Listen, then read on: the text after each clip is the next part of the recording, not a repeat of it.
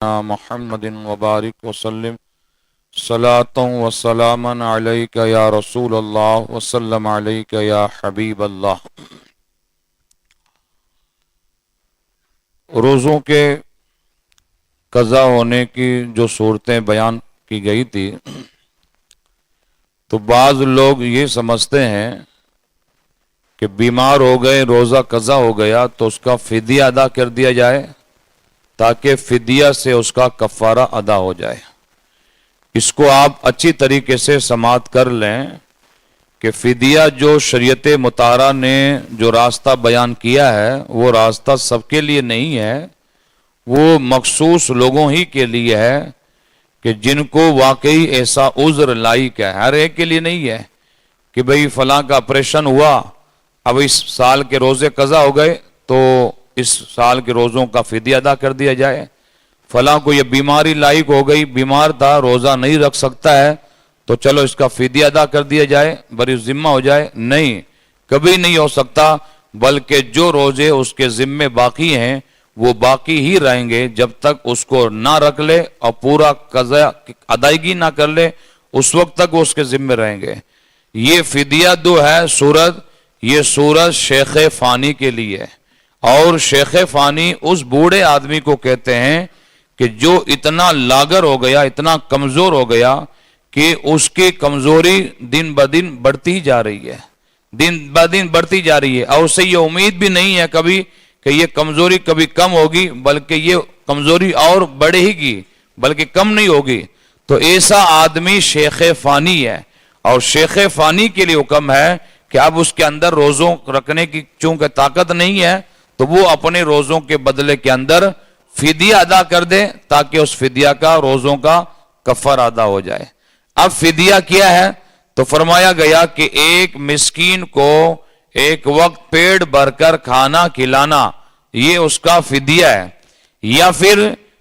پھر صدقہ فطر کی جو مقدار، جو گیہوں ہم صدقہ فطر میں دیتے ہیں 2 کلو 50 گرام گیہوں، وہ ایک روزے کا فدیہ ہے۔ تو گویا کہ رمضان مبارک کے 30 روزے ہیں، آپ 30 روزے چھوٹ گئے تو روزانہ کے حساب سے 2 کلو 50 گرام گیہوں، یا پھر اس کی جو قیمت بنتی ہے آج کے بھاؤ کے اعتبار سے، اس کی قیمت کسی فقیر غریب مسکین کو دے کر اسے مالک بنا کر اپنا فدیہ ادا کر دے۔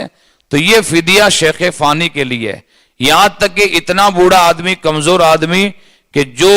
گرمیوں کے موسم کے اندر روزہ نہیں رکھ سکتا ہے، اسے معلوم ہے کہ بھئی گرمی بہت زیادہ ہے، اتنی شدت کے اندر مجھ سے برداشت نہیں ہوگا، میں روزہ نہیں رکھ سکتا، تو اب وہ سردیوں کے اندر اگر روزہ رکھ سکتا ہے تو فقہا فرماتے ہیں کہ اس پر لازم ہے کہ وہ فدیہ ادا نہ کرے، بلکہ سردیوں کے موسم کے اندر اپنے روزوں کی قضا کرے۔ یہ اس کے لیے اتنا سخت حکم ہے۔ اگر گرمی کے موسم میں نہیں رکھ سکتا ہے تب پھر اس صورت میں سردیوں میں رکھے۔ تو ہر ایک کے لیے نہیں، یہ نہیں کہ اٹا کٹا آدمی اور صحت مند آدمی بھی یہ کہہ دے کہ گرمی میں نہیں رکھ سکتا تو اب سردیوں کے اندر رکھ لوں گا، نہیں، بلکہ اس شیخ فانی یا اس کمزور آدمی کے لیے، اس بوڑھے آدمی کے لیے، بزرگ کے لیے کہ جو گرمیوں کے اندر روزہ رکھنے کی طاقت نہیں رکھتے ہیں لیکن سردیوں میں رکھنے کی طاقت رکھتے ہیں، تب ان پر لازم ہے کہ سردیوں میں روزہ رکھیں، اور سردیوں کے اندر بھی طاقت نہیں ہے، کبھی بھی طاقت نہیں آ سکتی ہے، تب جا کر شریعت مطہرہ نے ان سے کہا کہ وہ فدیہ ادا کر دے۔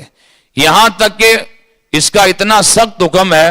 کہ فرمایا کسی بندے نے اپنے روزوں کا فدیہ ادا کیا بیماری کے اندر، کمزوری کے اندر،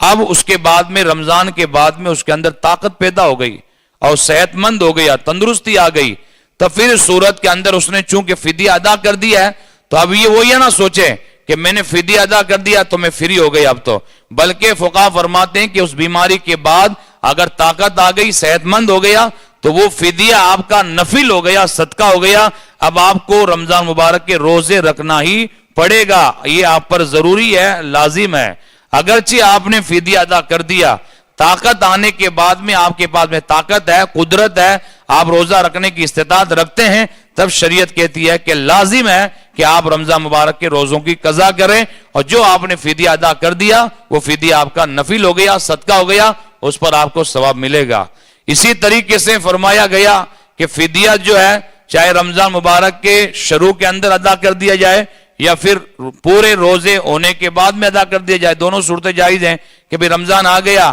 اب معلوم ہے کہ روزہ رکھنے کی طاقت تو ہے نہیں، تو اب وہ 30 روزے کا ایک ڈائریکٹ ایک ساتھ میں فدیہ ادا کر دے، یا پھر رمضان کے روزے گزر گئے، اب عید کا دن آیا تو عید کے دن جا کر اپنے تمام روزوں کا فدیہ ایک بارگی کے اندر ادا کر دے، یہ بھی کر سکتا ہے۔ یہ بھی کوئی ضروری نہیں ہے کہ ہر فدیہ الگ الگ مسکین کو فقیر کو دینا پڑے گا، بلکہ ایک ہی اگر مسکین ہے اور ایک ہی فقیر ہے، اس فقیر کو آپ نے سارے کے سارے 300 فدیے اسے دے دیے، تب بھی صورت میں آپ کا فدیہ ادا ہو گیا۔ اور اسی طریقے سے فرمایا گیا کہ بندہ اسی عذر کے اندر تھا، بیماری کے اندر تھا، مجبوری میں تھا، روزہ رکھنے کی طاقت نہیں تھی، اور اسی حالت میں اس کا انتقال ہو گیا، دنیا سے چلا گیا، تب اس صورت میں اس کے اوپر وصیت کرنا لازم نہیں ہے، واجب نہیں ہے۔ ہاں اسے عذر کے بعد میں صحت ملی، موقع ملا اور روزہ رکھنے کا موقع ملا، لیکن اس نے نہیں رکھا، تب فقہا فرماتے ہیں کہ اس پر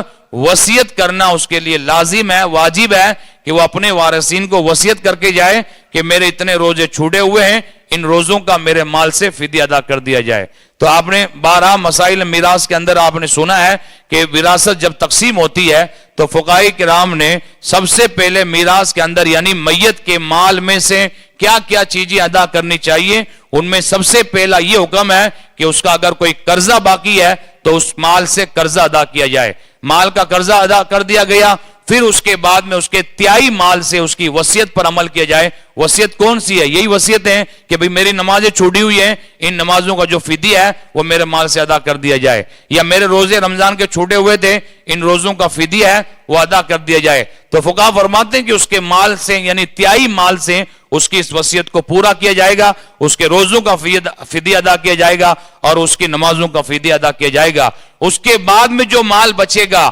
وہ مال جو ہے اس کے گھر والوں کے درمیان میں شریعت کے اعتبار سے تقسیم ہوگا۔ تو اس صورت کے اندر بہرحال عذر ہی کے اندر اگر دنیا سے چلا گیا تب تو وصیت کرنا اس کے اوپر واجب نہیں ہے، اور اگر موقع ملا تھا روزہ رکھنے کا لیکن اس نے